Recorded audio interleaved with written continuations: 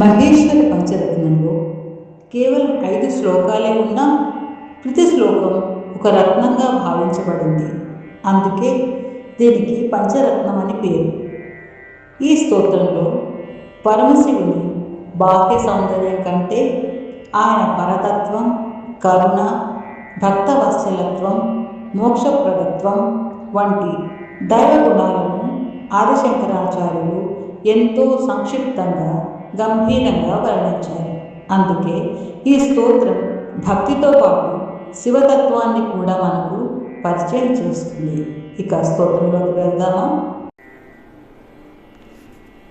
Shri Maheshwara Pancharatnam. ప్రాతస్మరామి Parameshwara వక్త్రపద్మం ఫాలాక్షికీల పరిశోషిత పంచబాణం భస్మత్రిపుండ్రరచితం ఫణికుండలాఢ్యం కుందేందుచందన సుధారసమందహాసం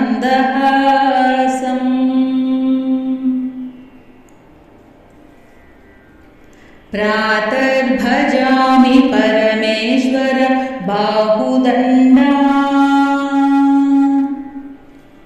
ఖట్వాంగశూలహరిణాః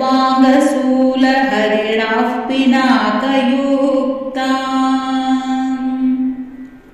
గౌరీకపోలకుచరంజితపత్రరేఖాం సౌవర్ణకంకణమణిద్యుతిభాసమానాం ప్రాతర్నమామి Parameshwara పాదపద్మం పద్మోద్భవామరమునీంద్రమనోనివాసం పద్మాక్షనేత్రసరసీరుహ పూజనీయం పద్మాంకుశధ్వజ సరోరుహ లాంఛనాఢ్యం ప్రాతస్మరామి Parameshwara పుణ్యమూర్తిం కర్పూరకుందధవళం గజచర్మచేలం Gangadharam ఘనపత్తివిభాసమానం Katyayani తనువిభూషిత వామభాగం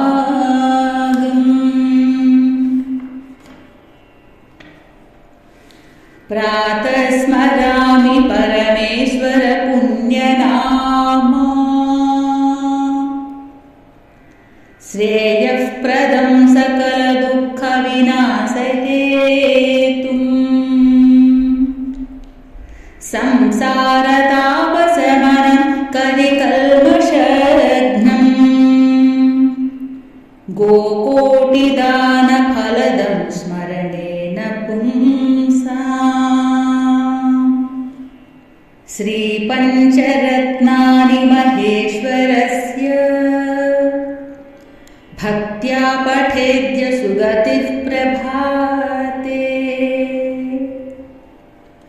ఆయుష్యమారోగ్యమనేకభోగాన్ ప్రాప్నోతి కైవల్యపదం దురాసదం.